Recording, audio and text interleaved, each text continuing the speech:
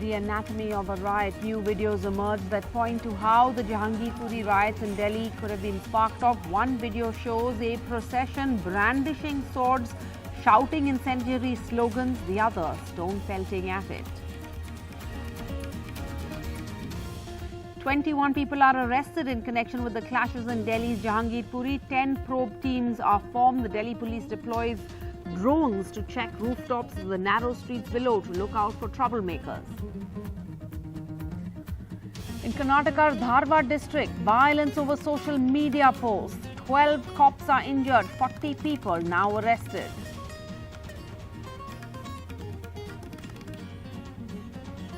Former Rajya Sabha MP, former Assam Congress chief Ripun Bora quits the Congress, joins Mamata Banerjee's Trinamool Congress. He had recently lost the Rajya Sabha polls. 14 killed in severe storms in Assam, 7,000 homes destroyed, over 21,000 people affected. Dibrugarh and Tinsukia districts, the worst hit. And a somber Easter celebration in war-torn Ukraine, devastated by war. Nation prays for peace.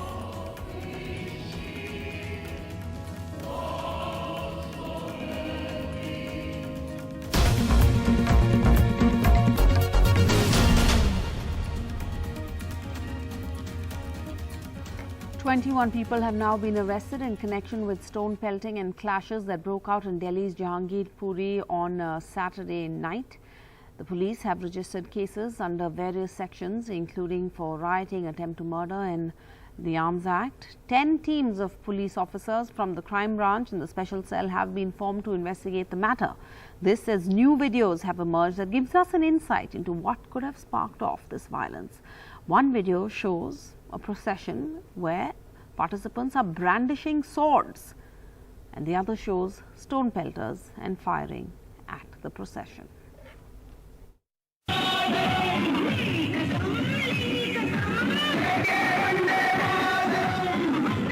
This is how it started, the Hanuman Jayanti procession with swords through northwest Delhi's Jahangirpuri. The stone pelting and the firing at the procession. In the end, 9 people including 8 policemen injured and 20 people including the shooter and stone pelters arrested. The day after, drone surveillance, heavy patrolling in sensitive areas in Delhi like Jamia Nagar, Jasola and Sangam Vihar. In Jahangirpuri today, an eerie calm, but reminders from yesterday, telling the story of the violence. Both communities accuse each other of starting the violence. Ramzan का time था, उस time रोजा खोलने का time था, 6 सवा 6 बजे का टाइम में आप इधर से जा रहे हो, बेर बेर ही खड़े होकर आप लोगों ने लाउड स्पीकर बहुत तेजी से चला दी। क्यों कर दी आपने ऐसा? हाथ में हथियार क्यों था? आखिर आप लोग चाहते क्या थे? बड़े बड़े तलवार क्यों थे? ये बात आप बताइए। हम सब बचपन से बड़े हुए कभी लड़ाई झगड़ा हमने नहीं देखा। हमें सारा हिंदू मुसलमान है। देखो, जैसे शिव लोक से हम बाहर निकले और कुशल हॉल की तरफ को हम मुड़े तो बीच में मस्जिद पड़ती है, वहाँ आकर के कहा सुनी हुई है, वहाँ मारा पीटी शुरू हुई है और फिर मस्जिद के ऊपर से जो है ना कांच की बोतलें, ईंट पत्थर ये बरसने शुरू हो गए। तो जब उधर से पत्थर बरसा रहे थे तो फिर कुछ लोग थे जो इधर से जवाबी कार्रवाई में भी पत्थर मारने लग गए। 9 people were injured in the clashes, including 8 police personnel and a civilian. Sub-Inspector Medalal Meena suffered a bullet injury on his arm. जब आगे बहस शुरू हुई तो आगे आए तो वहाँ फिर बहस फिर झगड़े में बदल गई। झगड़े में फिर वो पथराव शुरू हो गया मस्जिद के सामने। 8-10 राउंड हो गए लगभग आइडिया। जिन लोगों ने गोली चलाई है उनको आप पहचान सकते हैं या देखा आपने वहाँ पर दिख पाए थे? फायर करता देखा नहीं कोई, लेकिन सामने सी ब्लॉक साइड से गोली आई थी। The Delhi police has so far arrested 20 people on charges of rioting, arson and attempt to murder, including a man called Aslam accused of firing at SI Medalal Meena. वहाँ पर adequate police की व्यवस्था है और चाक चौबंद है। हम सब जब शोभा यात्रा हो रही थी और जो वर्बल फिजिकल ऑल्टरकेशन और दंगा की स्थिति जब पैदा हुई है, चूंकि पुलिस साथ में थी इसीलिए जो पुलिस हमारे पुलिसकर्मी थे इन्होंने ह्यूमन वॉल बनाकर दोनों ग्रुप को बिल्कुल अलग कर घंटों कंटेन करके रखा है। अश्रु गैस के गोले छड़े हैं। This man Ansar has been named the main accused, but Ansar's wife and the couple's Hindu neighbor deny the allegations. हमारा हस्बैंड जाके मतलब छुड़ाने गया तो उसी को दोषी ठहरा गया। वो तो अच्छे के लिए गया था, अगर वो उसका मन में अगर गुस्सा रहता कुछ भी रहता तो वो भी तो घर से कोई डंडा वंडा कुछ भी लेके गया था। 11-12 साल हो गए यहाँ, मगर यहाँ तो मेरे को हमारी गली में तो उन्हें आज तक दंगा नहीं किया था। और मतलब गली के अंदर चाहे हिंदू हो चाहे मुस्लिम हो, मगर कोई परेशानी होती है तो वो साथ देते हैं। In the last 2 years, this is the second time that violence has unfolded in the national capital over communal reasons, raising questions on the rising social tension as well as the state of law and order in the country. In New Delhi, this is Sukirti Dwivedi with camera person Sanjay Kaushik for NDTV. And now 40 people have been arrested, 12 cops have been injured in Karnataka. This after violence broke out over a social media post. A man shared an objectionable post on social media targeting another community. Subsequently, the police arrested this man. A case was registered against him, but a mob had already gathered outside the police station protesting, and that led to stone throwing. My colleague Shrija has the details. Huge mob had attacked right outside the Hubli old police station, and of course over 12 police officers have been injured in this particular mob attack. Now this incident took place right after where a man had posted an objectionable post. This is against the Muslim community, and that was shared went viral on social media and also on WhatsApp groups. And right after that, we understand this particular person, the accused, has been arrested. But since the arrest was not clearly enough, we understand that over a huge crowd, a large crowd of over 50 members had gathered right outside Hubli Dharwad, the old police station. There was an attack, there was a violence right outside the police station. Stone pelting incidents were being reported also, and several of the police officers have been injured in this particular incident. So right after this entire violence, we understand the police have registered nearly 6 cases, and out of which we see nearly 40 persons have been taken into custody. So of course it's a tense situation as far as the Twin City Hubli Dharwad is concerned, and including the police commissioner Mr. Laburam has said they have also clamped down Section 144 at the moment. So prohibitory orders will remain active till 6 a.m. on April 20th. All right, now let's move to other news from around the country. Former Assam Congress President Ripun Bora on Sunday joined the Trinamool Congress. This in the presence of the party's National General Secretary, the Abhishek Banerjee, in Kolkata. Mr. Bora, as a joint candidate of the opposition parties in Assam, had unsuccessfully contested the recent Rajya Sabha elections. And UK's Prime Minister Boris Johnson is all set for a 2-day visit to India. He will be in India on the 21st and 22nd. This is going to be his maiden trip to India. He's expected to be in Gujarat on the 21st of April, and bilateral talks are scheduled between Boris Johnson and Prime Minister Modi for the 22nd. The visit comes amidst the ongoing war in Ukraine.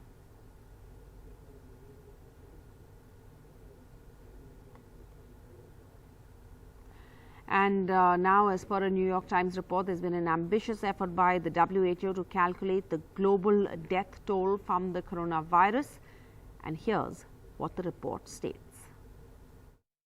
According to a recently published New York Times report, new data from the World Health Organization pegs India's actual COVID death toll at about 40 lakh deaths as compared to the central government's own official count of only 5.2 lakh. This would mean that India has seen almost 8 times more COVID deaths in official figures. The world's top health body, while yet to release detailed numbers, has calculated that a total of 1.5 crore people have died due to the coronavirus pandemic across the world by the end of 2021, which is more than double of the 60 lakh tally the nations around the world have reported so far. This would mean that almost 90 lakh COVID deaths have gone unreported, with India accounting for over a third of them.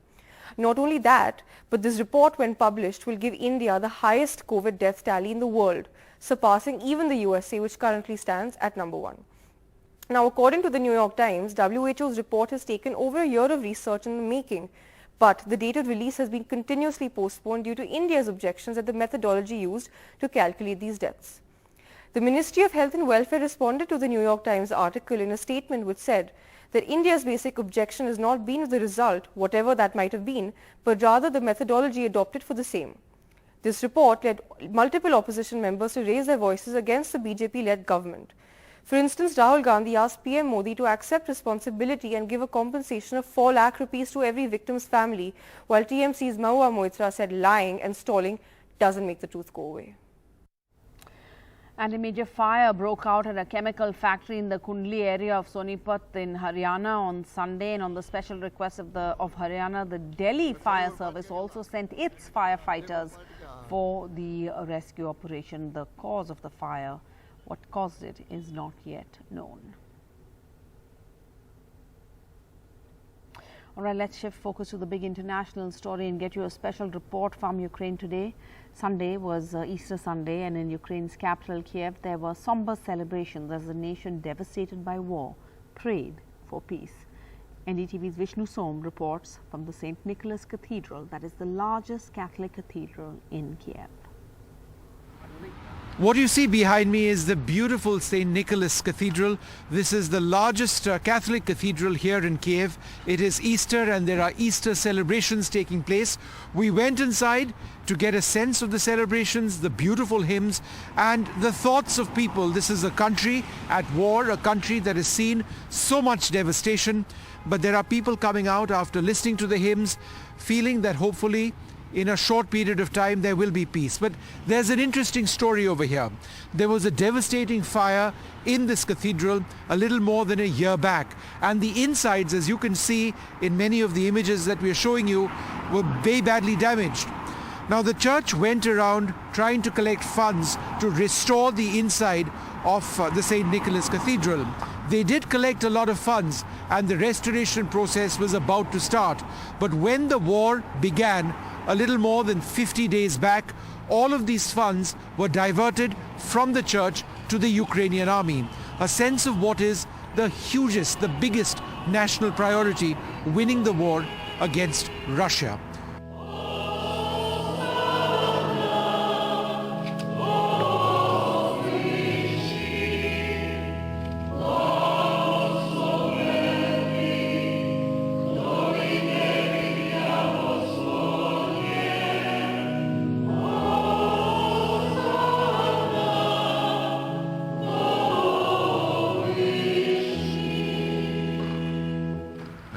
Что это все означает для вас?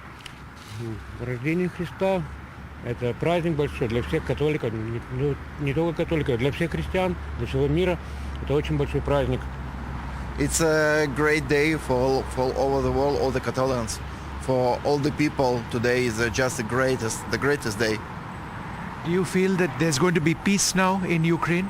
Вы чувствуете, что будет мир сейчас в Украине? Конечно, будет.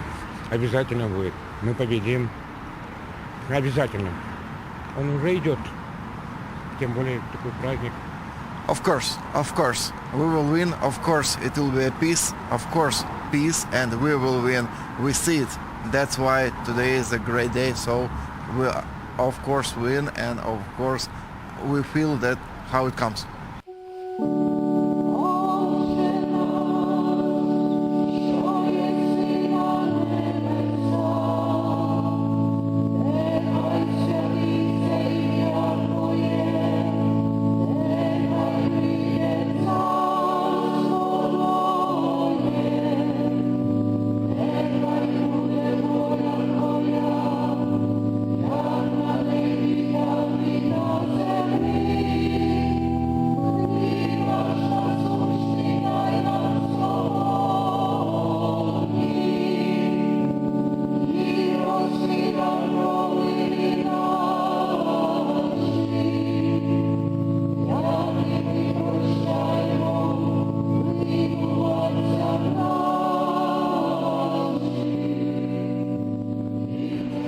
What does Easter mean to you? Что Пасха значит лично для вас? Пасха для меня значит, ну как сказать, вечная жизнь. Типа я не боюсь смерти. He doesn't afraid of the death. So for him it's a day of immortality. Do you feel peace today? There's a war happening in your country, but do you feel peace? Вы чувствуете мир в себе? В Украине идет сейчас война, но чувствуете ли вы в этот день мир? Да. Именно в церковь. В церкви, когда идет, я чувствую добро и мир.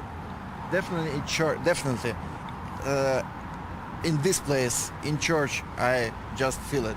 This peace, I definitely feel it in that day, that place. And are you hopeful that there will be peace in your country soon? Вы верите в то, что мир придет скоро в нашу страну? Верю. Верю и однозначно без всяких сомнений. Without any doubts, it will be very soon. Котра за вас і за багатьох буде пролит.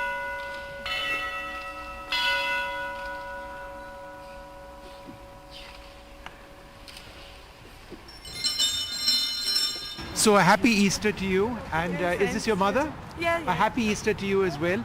What does Easter mean to you?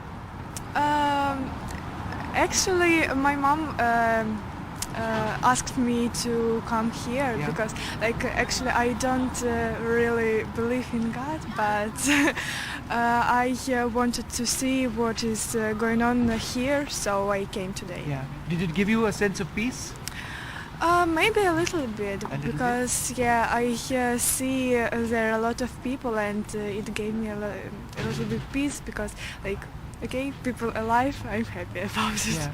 Are you hopeful that the war will end, that the spirit of Easter will be there in your country for peace? Yeah, I think so.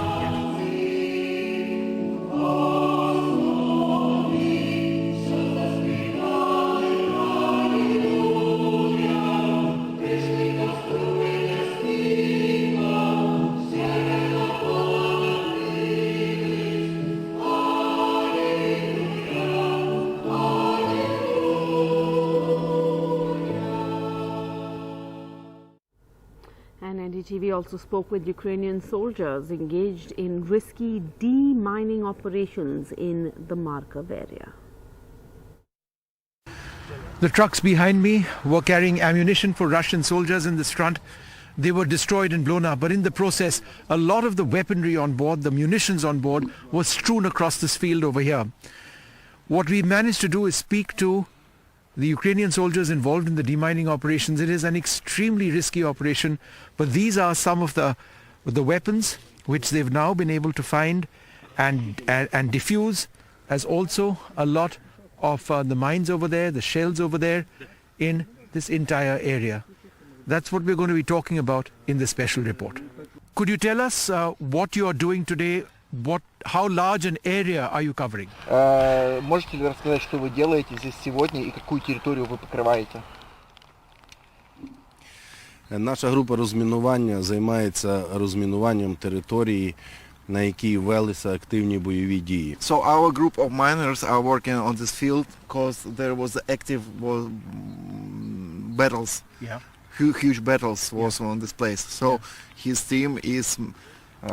team and the miners working with this area and demining the stuff. Could you tell us what you found so far? What are these anti-tank missiles and mines or shells? What all have you been able to? Можете рассказать, что это находится, что это за снаряды, это какие-то противотанковые снаряды и что тут лежит? На даному місці ви бачите зруйновану техніку ворога, яка перевозила боєкомплект.